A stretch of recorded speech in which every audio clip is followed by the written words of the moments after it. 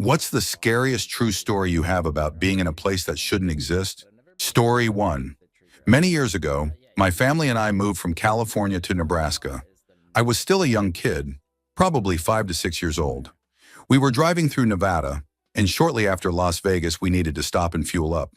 We stopped at a typical old-school gas station that rings when you pull up to the pump. I do not remember it very well, but my dad told me it looked normal. He got out to stretch while my mom went inside to pay for gas. My mom said that when she walked in, the gas station had quite a few people inside, despite us being the only car there. When she walked up to the counter to pay for gas, everyone turned to look at her, and the lights went out. She ran outside where my dad witnessed everything and helped her into the car, and we sped off down the interstate, not caring whether we ran out of gas or not. To this day, my mom says that was one of her scariest encounters because she cannot explain it or figure out exactly what was going on. And yes, we found a better gas station down the road and made it to Nebraska. Story 2. A couple of years ago, a buddy and I got turned around on a side road in rural North Missouri. I had no service for global positioning system navigation, and it was pouring rain, so I headed south toward my destination, hoping to run into a main highway. We ended up coming into the town of Skidmore, Missouri.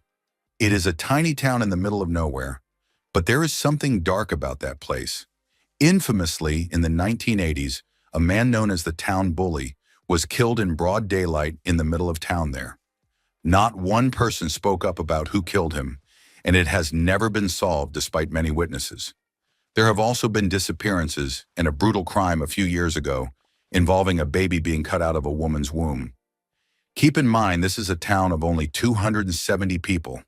As we drove down the main drag, several people gave us a blank but intimidating stare, which was completely unnerving. Once we got out of the town, my buddy mentioned that he had a sense of impending doom or danger as we drove through, and weirdly enough, I had been feeling the same way. I had never had such a persistent gut feeling of danger like that before, and we agreed to never ever go through Skidmore again. There is something seriously evil about that town, and it feels like it should not exist. Story 3. I have a couple, but I will choose just this one. I was driving in rural areas in New England, near the borders of Vermont and Massachusetts, so I am not sure which one I was in. It was late, so late that it was actually early, and there was fog, dense fog, like Silent Hill levels of fog. Like an idiot who dies in the opening scene of a horror movie, I was driving on back roads. First, my headlight just went out, and I could not use high beams because of the fog. I was in the middle of nowhere, and I had not seen a house or town in a long time. The car started making noise, and the check engine light came on, so I pulled over with nothing much around except a field, fog, and darkness, which was incredibly creepy. I looked at the engine, but I can fix electronics, not engines, so I tightened all the things I knew. The car would not start, and I was stuck in the dark in the middle of nowhere, on the side of the road. Because of the natural rules of how things work, my cell phone also had no service, making it feel like one big cliché. I was not stupid enough to go wandering the roads, so I reclined my seat and decided to take a nap for a couple of hours until the sun came up.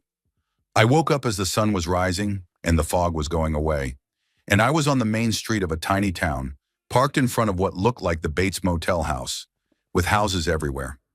It was the creepiest feeling because I was sure I had been off in the woods, and there had not been a light on in any house all night. There was a service station about 50 yards up the road, so I walked up to it and talked to the guy, who looked perfectly normal. He walked over to look at the car and asked me to try to start it, and it did, turning over right away, and both headlights were working. I drove on, never got the name of the little village, and could not find it on a map, and I have always felt like I was in a big setup for a horror movie that just did not pan out. Story 4, I was relocating across Texas, and as I normally do, I was driving through the night to skip traffic, and because it is more serene that way. I was driving straight through central Texas going northwest, so seeing the hill country change into desert under the full moon was incredible to watch. Anyway, I was driving with my now ex-wife, and we were running low on gas. Luckily, we were pulling into a tiny no-name town and could see an old gas station come around the bend. This encounter happened at about 2 in the morning. This town only had one road, and the station was right at the edge of town at the very end of it. When I say old, I mean extremely old, the type where you have no option of prepaying and you simply flip up the handle on the machine and hear the pump inside start struggling to pull gas from the reservoir. It had the old-style ticking readers too, with nothing electrical on it at all. Being the young man I was, I had never seen one before, so I walked into the store to buy the gas before I pumped. The store only had one light on in the far back, and I almost thought it was closed since it was barely brighter inside than it was outside in the moonlight. When I entered, I saw the place was deserted, with no customers, no workers, nothing. However, there was an odd tune playing on someone's radio that I could not place. An old-sounding, upbeat piano piece was playing somewhere around the corner inside, and I heard shuffling as I walked closer to the source. This place made me feel scared. Not the kind of scared where something feels creepy, but the kind where every hair stands on end and something feels seriously wrong, even though you cannot explain it.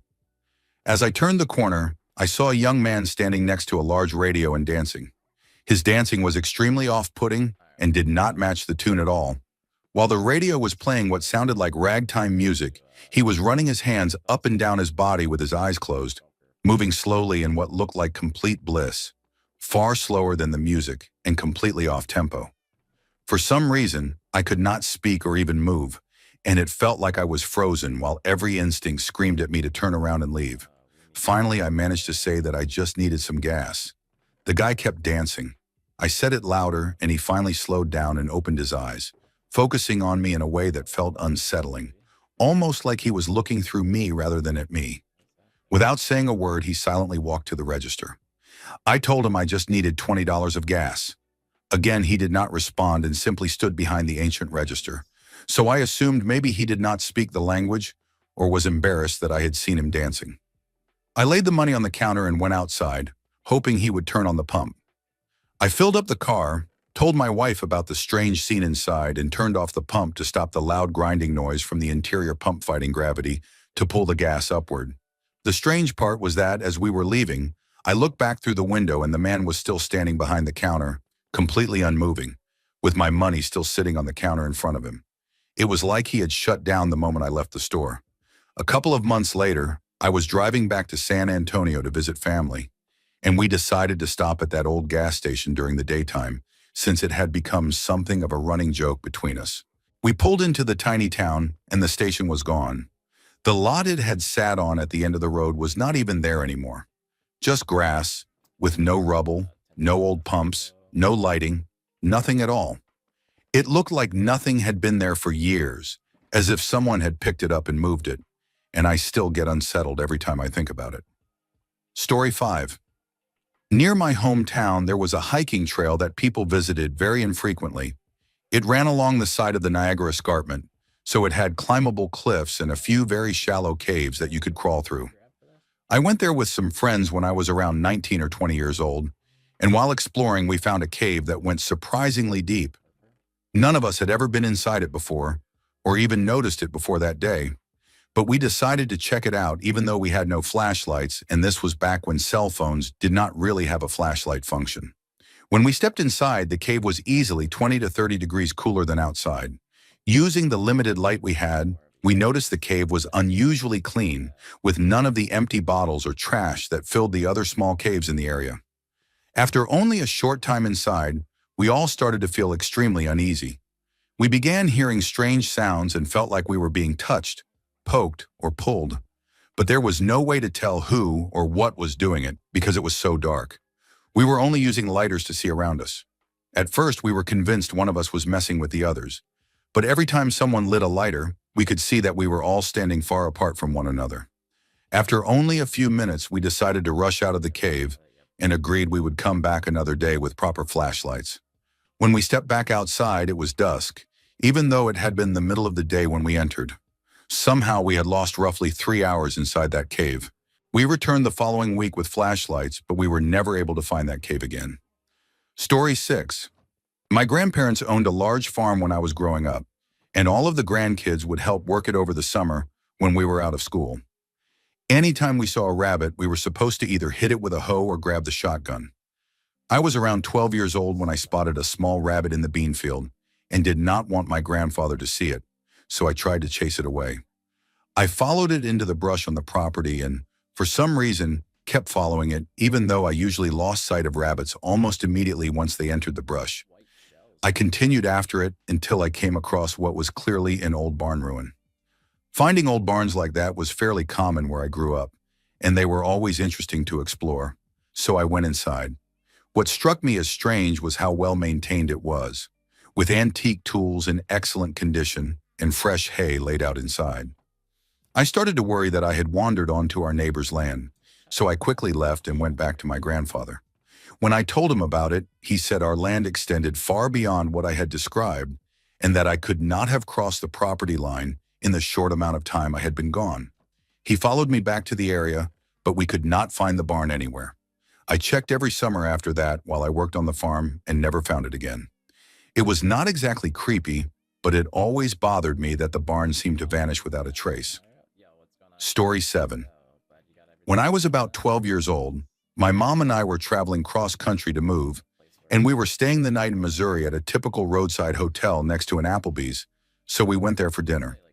It was packed, despite us being only two of the few guests staying at the hotel, so we sat at the bar. After a few seconds, we noticed something strange.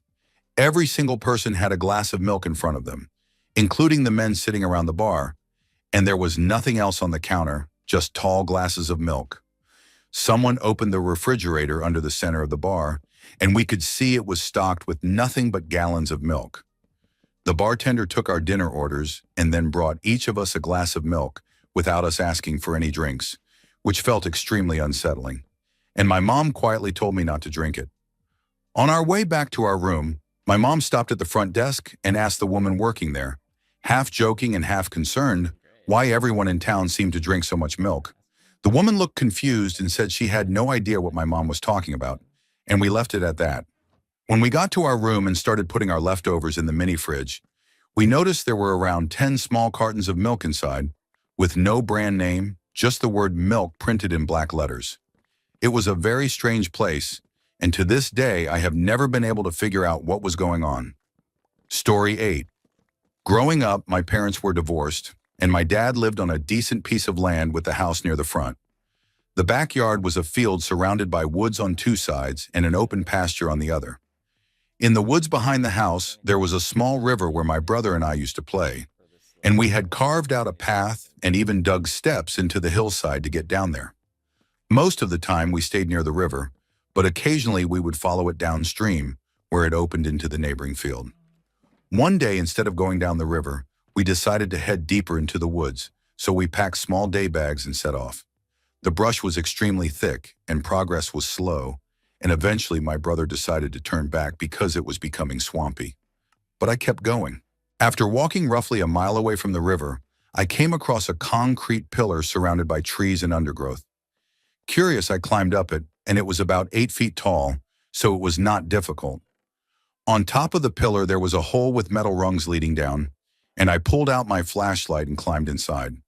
At the bottom, which felt about 6 or 7 feet below ground, I could stand upright but barely had enough headroom, and it opened into a concrete room. It looked like someone had been living there, with a dirty sleeping bag, empty canned food, candles, books, a compact disc player, and even some yard ornaments that had been stolen from us years earlier.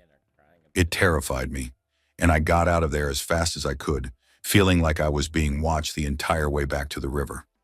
I never told anyone because I was just a kid and never went back. Eventually, we stopped playing near the river altogether because it began to smell strongly like sewage, and we suspected a neighbor was dumping waste nearby that was seeping into the ground and water. Story 9. When my brother and I were 10 and 12 years old, our family went on a hike through the cemetery and into the woods not far from our house. My brothers and I explored those woods every day, had even camped there before, and knew the area extremely well.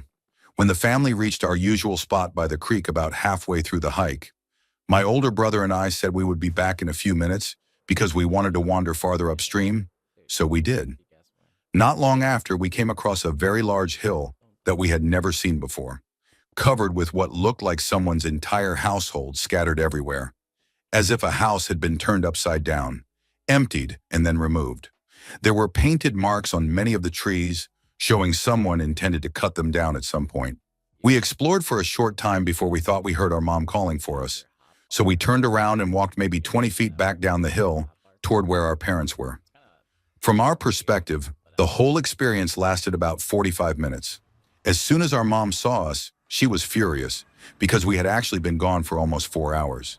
She never saw us walk up any hill and remembered seeing us continue straight along the creek path, not turning toward a hill that should have been nearby. She, her husband, and our other brother had searched the woods for over 4 hours calling our names and could not find us anywhere. We tried to explain and even offered to show her the hill, convinced she must have missed it. But when we went back to where the hill should have been, it was gone. For years afterward, we searched those woods, covering miles off the path and even mapping the area as we got older, determined to find that hill again. To this day, it does not exist, and we never found the scattered furniture, toys, clothes, or other household items again, nor did we ever meet anyone who knew anything about it, which is why the experience has always stayed with me. Story 10. A group of friends and I decided to take a small Saturday afternoon road trip into the backcountry of South Carolina.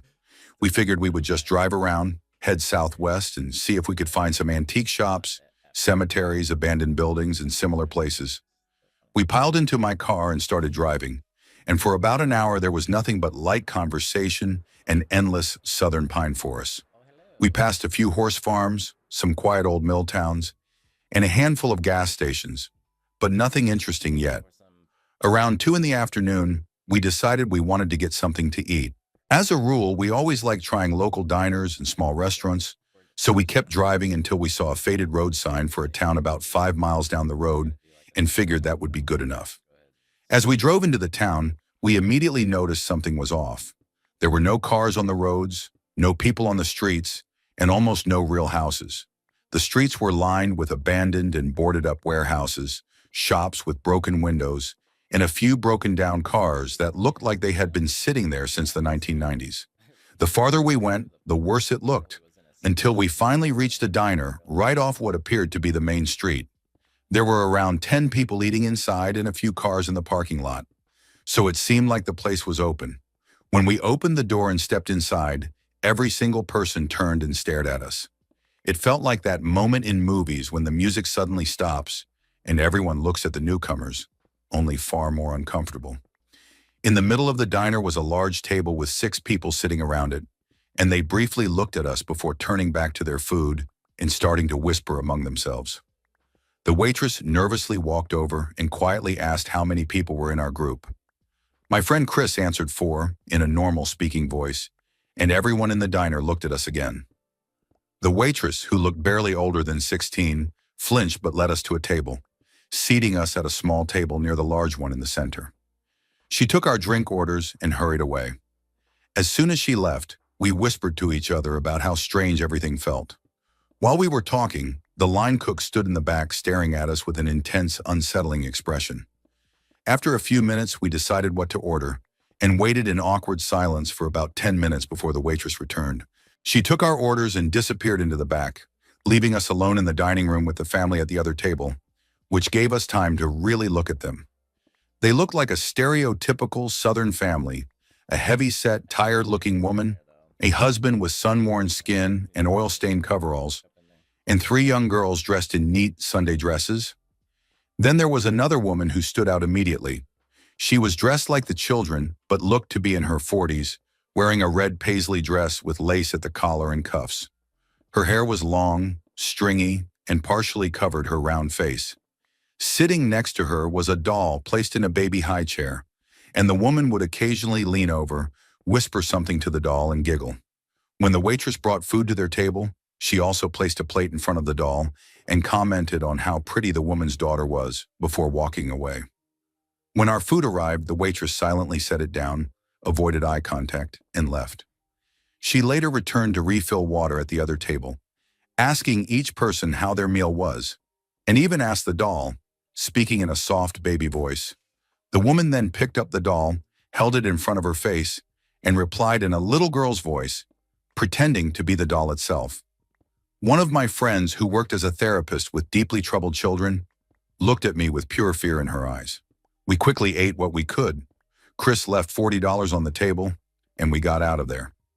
As we drove away, we tried to find any sign with the town's name, while also making sure we were not being followed. This happened about 6 years ago, and to this day we have never been able to find that town on a map or remember the road it was off of, even though we all clearly remember being there and what that diner looked like. Story 11. When I was in 7th grade, I had a friend who lived near a beach on a bay of Lake Michigan. One day in early May, the temperature reached 70 degrees, which was almost unheard of for that time of year in northern Wisconsin. My two friends and I rode our bikes down to the beach, excited to maybe dip our toes in the water, fully expecting it to still be freezing cold, and then spend the rest of the afternoon laying out in the sun. To our surprise, the water was warm, almost like bath water. In that area of the bay, the water stayed shallow for nearly half a mile, and we happily splashed around, wading farther and farther out until the water was about chest deep. While we were swimming and playing, I suddenly started to feel very sick, with a strong headache, nausea, and a strange, unsteady feeling. Almost immediately, my other two friends said they felt sick as well. We made our way back to shore, barely able to walk by the time we got out of the water, and collapsed under a tree where all three of us fell asleep for about 2 hours. When we woke up, we talked about how strange the whole experience was. I went back to the water and dipped my toe in, and it was ice cold. To this day, I have no idea what was in that water. I do know that there was a chemical plant in town that used to manufacture substances like Agent Orange, and their environmental practices were known to be questionable. I have never gone into that water again since that day. Story 12. A few years ago, I was driving home from Florida to Pennsylvania with 3 of my friends. It was late, probably sometime between 1 and 3 in the morning, and we were somewhere in North Carolina. We needed gas soon, so we agreed to take the next exit off the highway that listed a gas station. The second I took the exit, everything went completely dark. There were no street lights along the ramp or on the roads ahead, and the only light came from my headlights and the glow of Interstate 95 behind us. The darkness alone was enough to make me uneasy, especially since my vision is not great to begin with and gets much worse at night, but we really needed gas, so we kept going. While driving toward the station, the only building we passed was a massive, old-looking church. We drove by a sign saying we were entering a town, but there were no houses or businesses anywhere except for that church. When we finally reached the gas station, we noticed several enormous farm animal statues outside, towering over the lot and barely lit. They were not fenced off, and there were no signs explaining them, so if they were meant to be an attraction, it was confusing at best. Inside the gas station is where things became unsettling. On the trip with me were 1 other girl and 2 guys, all close friends for years, and while we teased each other often, we never tried to scare one another on purpose. We were all exhausted and anxious to get home. The gas station interior was huge, packed wall to wall with shelves overflowing with snacks and random items, which felt strange considering how empty the town was. But at the time we were distracted by how much merchandise there was. The other girl and I went to the restroom while the 2 guys paid for gas. The restrooms were difficult to access because boxes were stacked outside the doors, and the sign for the women's restroom was just a piece of paper with the word women written in green marker. As we came out, we saw one of our friends entering the men's restroom, which was also marked with a handwritten paper sign. He gave us a strange look as he went in, but we ignored it and walked toward our other friend, who we could see standing at a shelf with his back to us. As we approached, I felt a sudden, intense dread in my stomach. He turned around and gave us the most sinister expression I have ever seen, and every alarm in my head went off. Without saying anything, the other girl and I walked straight out to the car, completely confused by what had just happened. The moment we stepped outside and looked toward the pumps, we froze. Both of our friends were there. The one we had just seen entering the restroom was leaning casually against the car, and the one who had given us that terrifying look was finishing up pumping gas. We were completely stunned and asked how they could be standing outside when we had just seen them inside seconds earlier, and they looked at us like we were crazy. They told us that after paying, they had immediately gone back out to the car because the gas station felt off. Shaken and unsettled, we got back in the car and left as fast as we could. I have no explanation for why we saw what looked like duplicates of our friends inside that gas station, why they seemed angry, or why that place had giant farm animal statues outside. but I am perfectly fine never going there again, because that place felt like it should not exist. Story 13. About 6 years ago, my mom, my brother, and I took a road trip from Southern California to Seattle, stopping at a few places along the way to make it a longer trip. On the way back, while driving through Oregon, it started snowing. It was around midnight, so we decided to get a room, stay the night, and head out again in the morning. We saw a really ugly sign off the freeway advertising a hotel at the next exit, so I took it. The road went up a hill, then back down into a large clearing. There was a small motel there that looked full, with cars parked in front of each room. The place was made up of several small bungalow-style units split into rooms, and almost every room had a car parked outside except for one. I went to the middle bungalow where a sign said office and walked inside. A man came out from the back, clearly just woken up. I asked for a room and he said to hold on while he took care of something in the back. As he turned away, he let out an extremely loud and unpleasant noise that echoed through the office. I started laughing, and when he came back, he looked irritated that I was laughing, handed me the key, and sent us on our way. My mom, my brother, and I went to the room and settled in for the night. The next morning around 7 o'clock, we heard a lot of noise outside, like many people talking and moving around. I looked out the window and saw no one at all, not a single person. The noise continued even though the lot was empty. We got ready and left around 7:30, still hearing people but seeing nothing. When we walked outside, we noticed the cars in the lot looked old and abandoned, rusted, some propped up on blocks, some missing windows. I went back to the office and found a different man working there, not the one from the night before. He kept asking if we were sure we did not want to stay another night. I said no, and we left. We remembered seeing a McDonald's 1 or 2 exits back, so we drove there for breakfast before heading home. Along the way, we passed a sign saying there were no facilities for the next 20 miles or so, and we never saw the hotel sign again. After that trip, we made sure to only stay at large, well-known motels directly off the freeway. Story 14. Many years ago, 2 of my best friends and I decided to go mountain biking at Snowshoe in southern West Virginia. This was long before global positioning system navigation, so we were relying on vague directions and an old map, and we ended up getting very lost. At some point, we drove into a very small town and decided to ask for directions. The place was completely deserted, with not a single person anywhere. We parked the truck and split up to look for someone.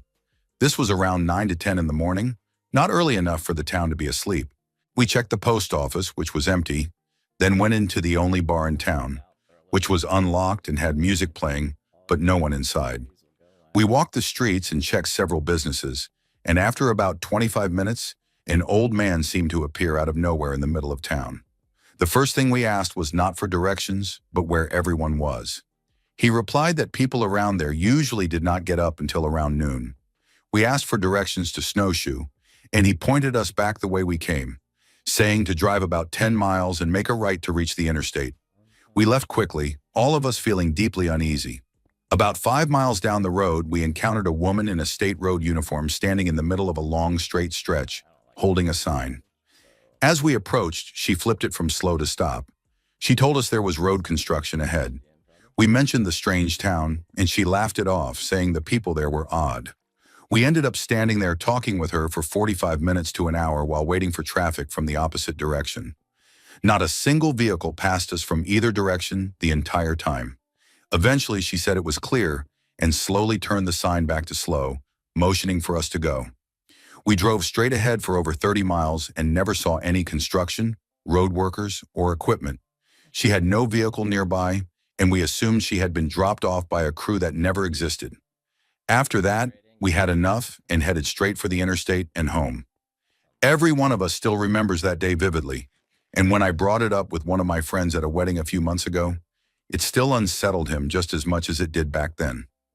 Story 15. A group of us were camping at a large state park with several horses.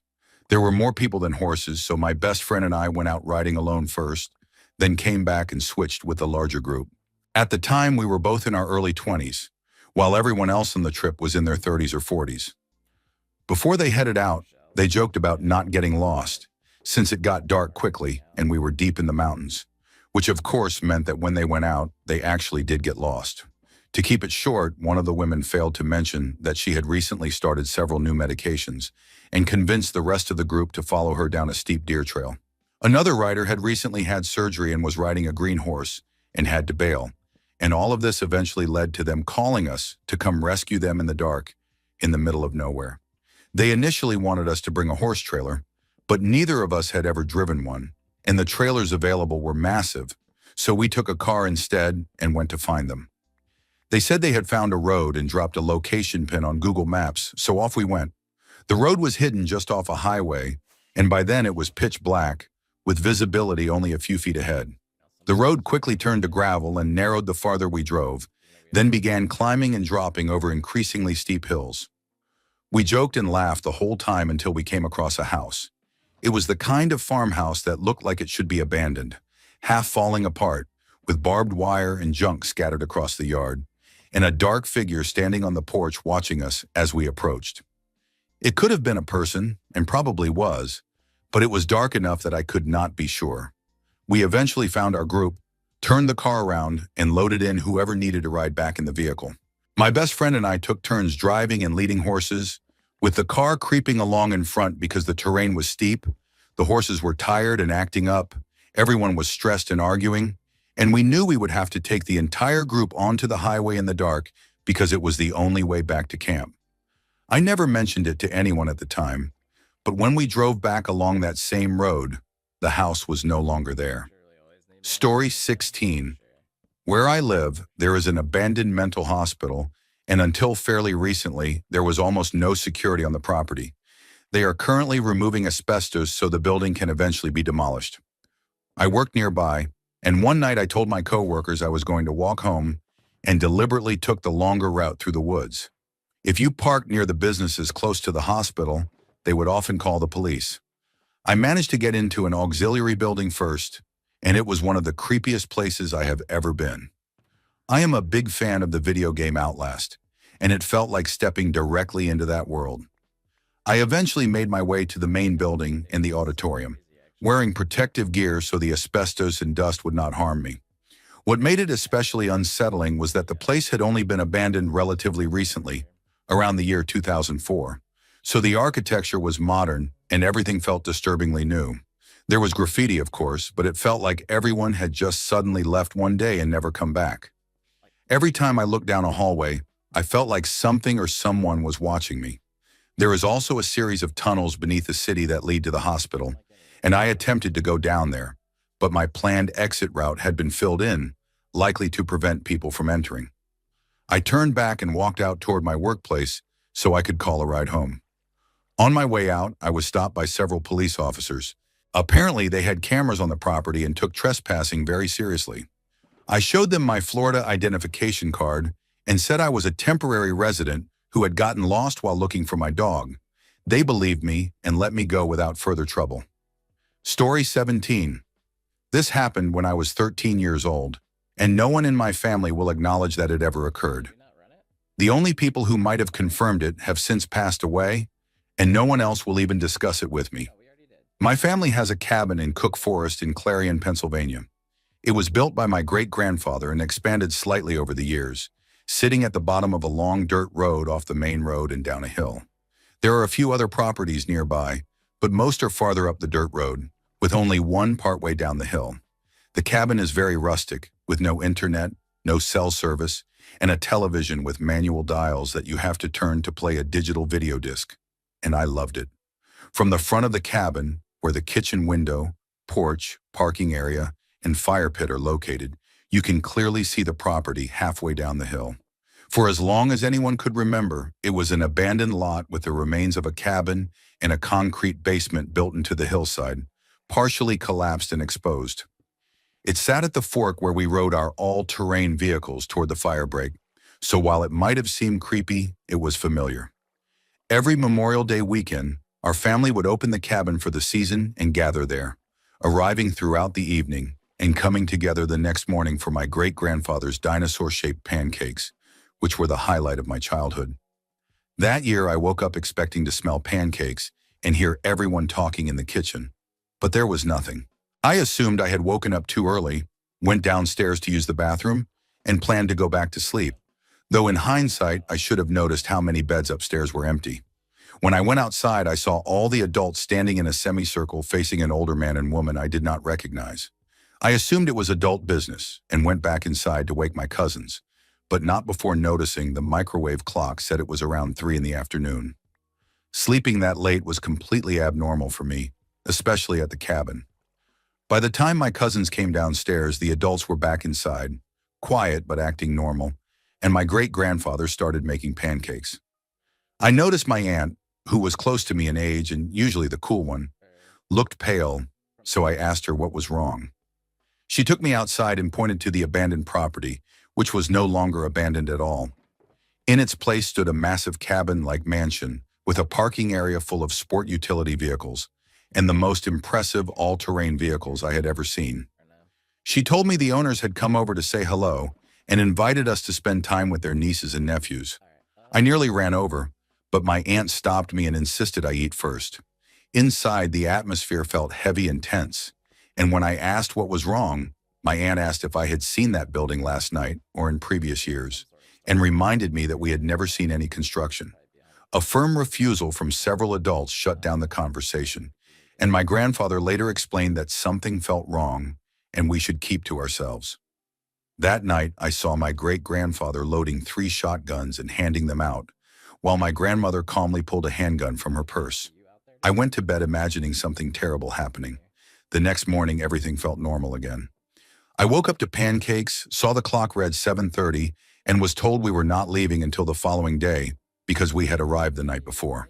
Confused, I ran outside and saw the abandoned lot had returned to its original, crumbling state. I tried to forget it until I returned home and was called to the school office, where I was asked why I had missed school on Monday. I insisted it was Monday, only to be told it was actually Tuesday, and my absence was unexplained. To this day, no one in my family will talk about it, leaving me to wonder whether it was an elaborate trick or something far stranger. Story 18. Many years ago, a friend and I decided to visit our mutual friend at her university and spend the weekend with her. We had extremely detailed directions, and we were told the trip should take about 3 hours. Nothing went wrong on the drive itself, but it seemed to take far longer than it should have.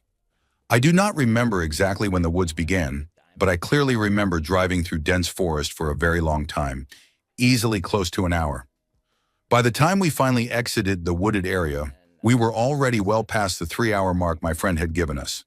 When we reached her college town, nearly 4.5 hours had passed since we left. We did not get lost, hit traffic, or stop for more than a few minutes, and we quickly brushed it off because we were excited to spend the weekend together. When the return trip took just a little over 3 hours, we thought it was odd but did not dwell on it. It was not until my next visit that I realized how strange it really was. I spent the entire drive waiting for that long stretch of woods to appear again, but it never did. Following the exact same directions, the trip took about 3 hours, just like every visit I made in the years after. I have never been able to replicate what happened on that first drive, and I still wonder where we actually were during that stretch through the forest. Story 19. One night in rural Georgia, I experienced something that felt like an alternate reality. It did not feel creepy at the time, but as the years have passed, the memory has become more unsettling. It was late at night, and I was driving home from the Atlanta airport. Along the way, I got hungry and decided to take an exit that advertised a Waffle House. I do not remember the town name, but it was in western Georgia, maybe about an hour from Atlanta. Nearly every Waffle House is identical, with the same layout, menu, atmosphere, and no-nonsense staff, which makes them feel oddly comforting and familiar. This one was different the moment I pulled into the parking lot. The building was larger than usual, made mostly of windows, and brightly lit like a beacon in the dark. Inside, it was by far the cleanest Waffle House I had ever seen, almost glowing. Instead of the usual booths lining the walls, there were proper dining tables, and the kitchen was hidden behind a wall rather than fully visible. There were no other customers inside, which felt strange for such a place late at night. An exceptionally friendly and pleasant woman took my order, then left me alone in the bright, quiet restaurant. When she brought my food back, it was easily the best waffle I have ever eaten. I finished, paid, and continued my drive home. To this day, I have never met anyone else who remembers or has heard of that place, and I sometimes wonder if that shining Waffle House existed somewhere outside of normal reality. Story 20. When I was younger, I was not an easy kid to manage. And because of that, I ended up working on a massive ranch deep in rural Arizona. I was already an experienced horseback rider, so ranch work was not entirely new to me. While there were many positive experiences, one event has stayed with me more than any other. During cattle drives, it was not unusual to come across isolated houses, camps, or even small towns in the middle of nowhere, each with its own strange stories. On one particular drive, after being out in the desert for well over 3 weeks, we came upon a town hidden inside a canyon that looked absolutely perfect, and incredibly, it had a diner. It was a fully polished, old-style diner, the kind you would expect to see decades ago, not in the middle of the Arizona wilderness. We had not eaten a real meal in a long time, and the head wrangler had promised me a milkshake for my birthday, so I was thrilled, even though the situation felt strange. We left a few people behind to watch the cattle resting in the shade and walked into the canyon toward the diner. The moment we stepped inside, the head wrangler, an older cowboy who had spent his entire life ranching, grabbed my arm. The diner was packed, and everyone inside was dressed in clothing that looked like it belonged in the 1940s or 1950s. I was focused on the promise of a milkshake until I noticed that every single person was staring at us with expressions that felt like fear or shock. We were used to strange looks because of how dirty we were, but this felt different. Without a word, the wrangler and the others slowly backed us out of the diner and led us straight back to camp, and we left the area immediately. Later that night, once we were far away, the wrangler told me he felt like we had stepped backward in time and that the place was somehow trapped, and if we stayed, we might be trapped too. He was not a man prone to exaggeration or jokes, which made his reaction deeply unsettling. I still have no idea what that town was, but I will never forget the look on the faces of the people in that immaculate diner. Story 21. Every year or two, I take a road trip from the Midwest down to the Southwest, usually alone, passing through places like Nevada, Arizona, and New Mexico. On one of these trips, I was driving through New Mexico on an incredibly lonely stretch of highway and had not seen another car for at least an hour when I noticed I was down to about a quarter tank of gas. I kept going for roughly 20 to 30 miles before finally spotting a gas station. I pulled in, filled up, and decided to go inside for snacks and a bathroom break. The place was in the absolute middle of nowhere, surrounded by nothing but sand, rocks, and cactus. It looked very run down, which was not unusual for such a remote area, but it was built from this unsettling, damp-looking wood that seemed like it could fall apart if you kicked it. Inside, there was a small convenience store area and what could loosely be called a diner area. The moment I walked in, everyone turned to stare at me, and it was immediately clear I did not belong there.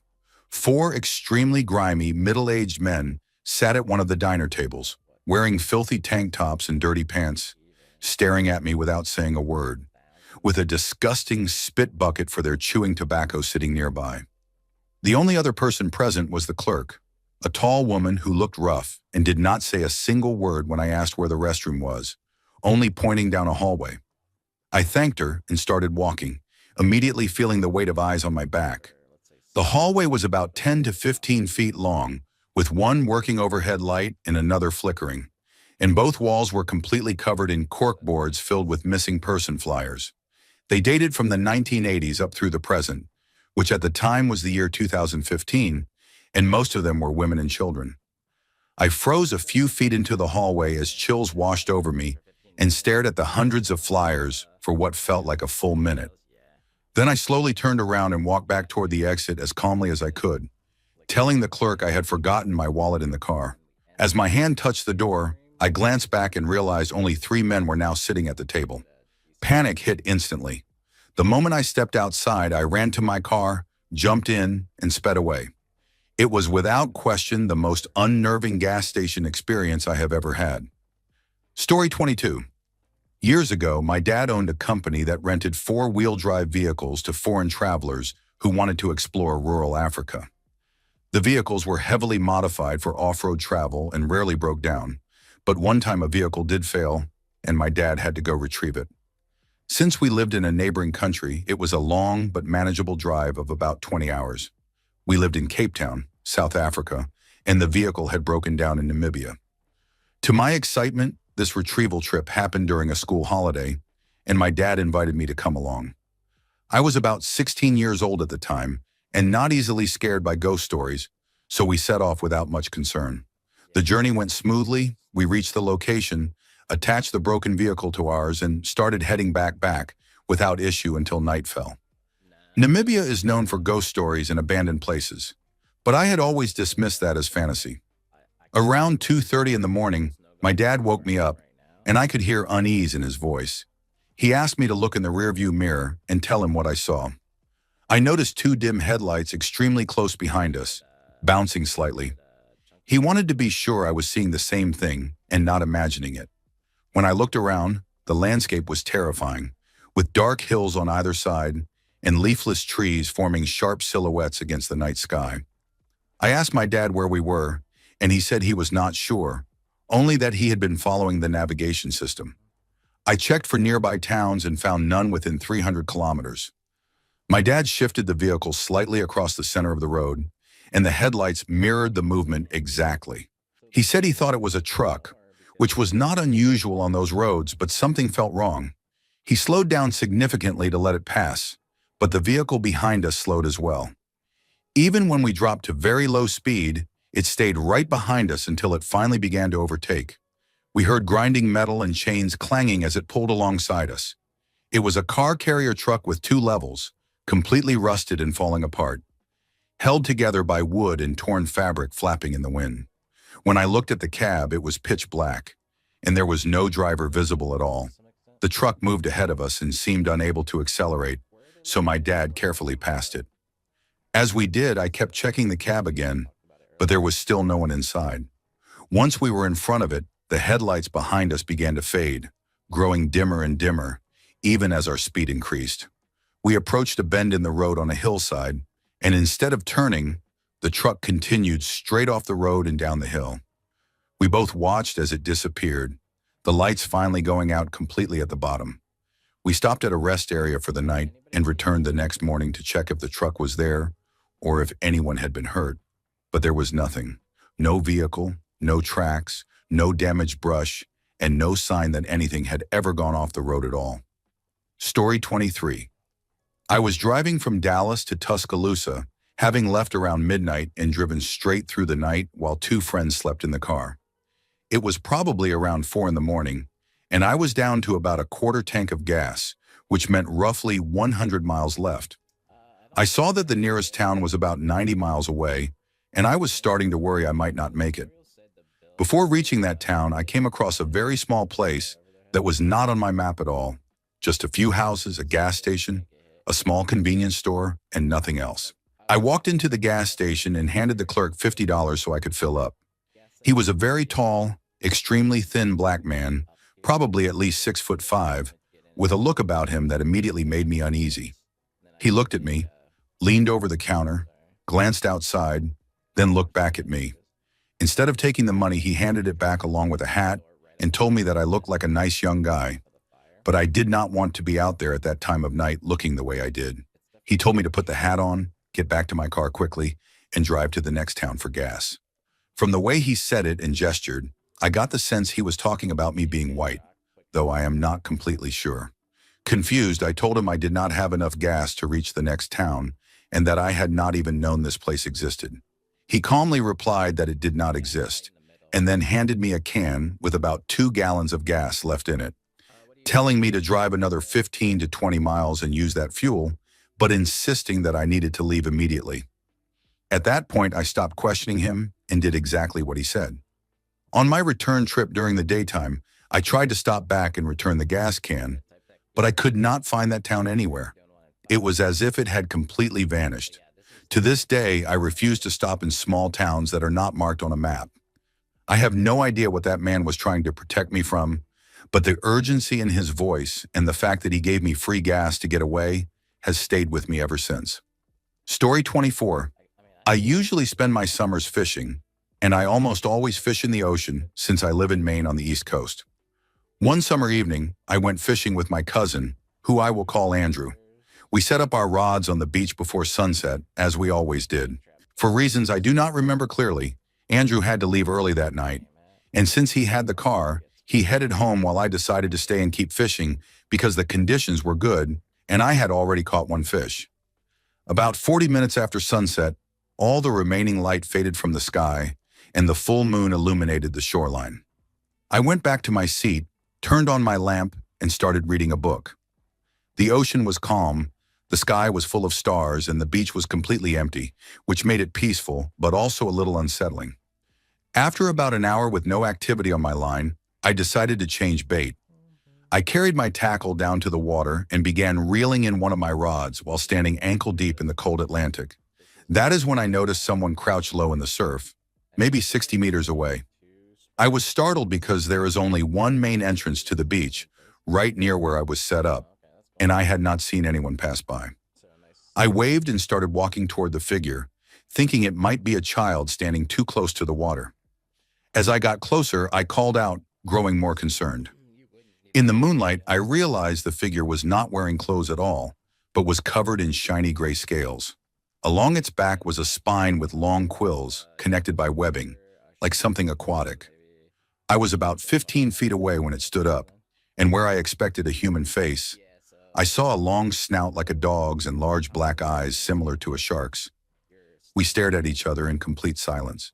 It slowly tilted its head back, opened its mouth, and released a sound unlike anything I have ever heard, something that sounded pained and unnatural at the same time. Then it turned, waded back into the waves, and disappeared into the ocean. I stood there frozen for a long time before packing up and leaving, and I have never gone back to fish alone at night since. Story 25. I do not personally have a story like this, but I remember reading a similar one a long time ago that has stayed with me ever since. A young woman, possibly a college student or recent graduate, said she was driving home to visit her family.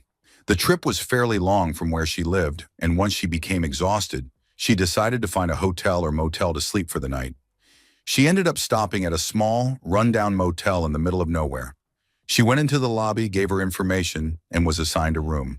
When she entered the room, she was horrified by how filthy it was, with stains everywhere, heavy grime, and even cockroaches crawling around. After seeing the condition of the room, she decided it was not worth staying inside and chose to sleep in her vehicle instead. She was driving a fairly large sport utility vehicle with tinted windows, so she folded down the back seats and tried to get some rest there. A few hours later, she woke up and noticed several men standing outside the room she had been assigned, staring in through the window. One of them appeared to be holding a flashlight. Another man, whom she recognized as the motel clerk who had taken her information and given her the room key, approached the door with a key card and quietly unlocked it. Once the door was open, all of the men rushed inside. After a few minutes, they came back out looking confused.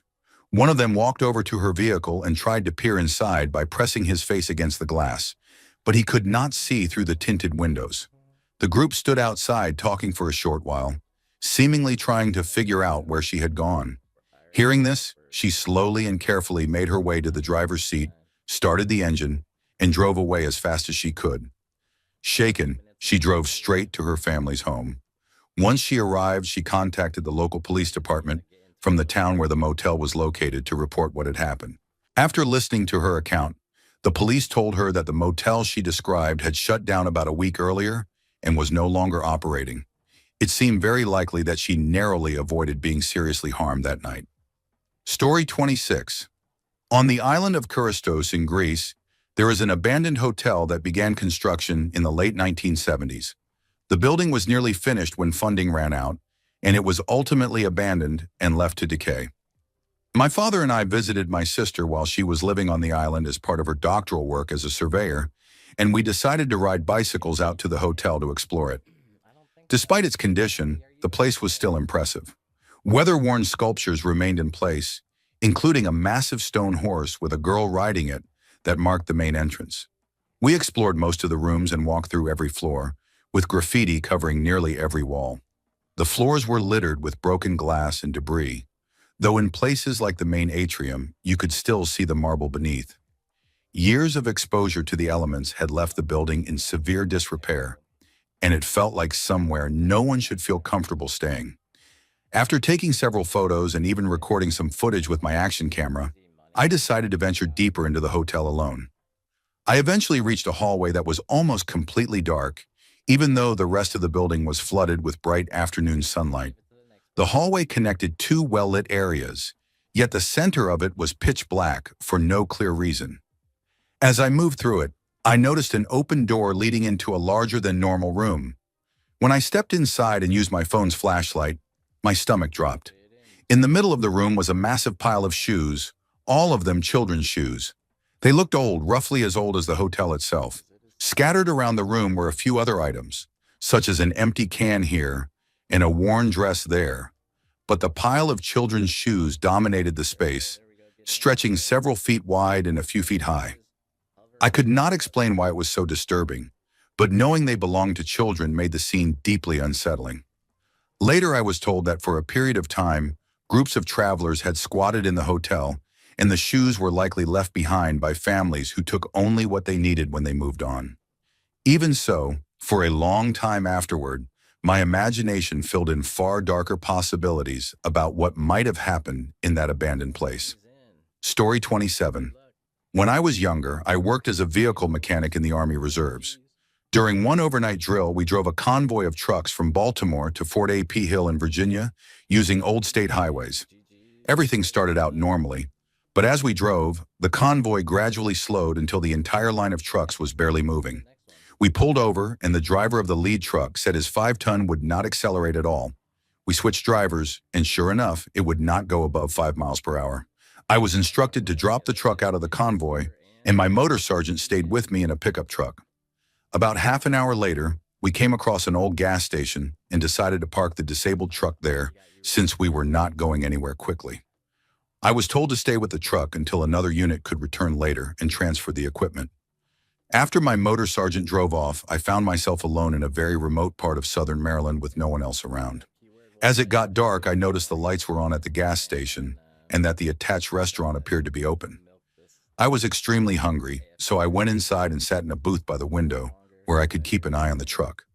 A woman came over and asked what I wanted to eat. When I asked for a menu, she told me they did not have one but offered fried chicken and mashed potatoes, which sounded great. I was starving, and it was some of the best fried chicken I had ever eaten. After finishing, I left the money on the table and went back outside to the truck. I stayed awake for a while, then eventually laid across the seat and fell asleep. Around 2 or 3 in the morning, another truck arrived with several soldiers, and we began transferring the gear. One of the guys joked that I must be starving, and I told him I had eaten at the restaurant. He gave me a strange look and said that I had not eaten there, and told me to really look at the building. Since it was dark and hard to see, I brushed it off and assumed he was joking. A few hours later in the morning, we returned to deal with the broken-down truck, and that is when I realized something was very wrong. The gas station was completely boarded up, and it looked like it had been abandoned for decades. Feeling deeply unsettled, I walked over and peeked through the uncovered glass in the door, and my money was still sitting on the table exactly where I had left it. I got away from that place as fast as I could. Story 28. About 30 years ago, I went bear hunting in the Upper Peninsula of Michigan with around 6 other men. One night at a bar, a local told us about a ghost town, which I believe was called Pauline, located about 15 miles down old logging roads. We decided to check it out, and when we arrived, it looked like everyone had packed up whatever they could fit into a vehicle and left. There was a main street lined with houses from the late 1940s and early 1950s, and remarkably, all the windows and doors were still intact, making it look like you could move right in. At the top of the street was what appeared to be an abandoned copper mine building with a massive hole in the floor. When we dropped rocks into it, it took roughly 40 seconds before we heard them splash at the bottom. I remember seeing around 40 to 50 houses along with the mine buildings, and everyone I have spoken to since remembers it much the same way. Years later, a friend of mine whose son attends Michigan Technological University in Houghton asked around about it. He spoke to locals and campus history experts, but no one had ever heard of the town, and no records of it could be found. You can even follow the logging road we took on satellite imagery all the way from the paved road to Misery Bay on Lake Superior, and there is no trace of a town or clearing of that size ever existing. I still do not know what to make of it. One of the men claims he has photographs somewhere, but I am still waiting to see them.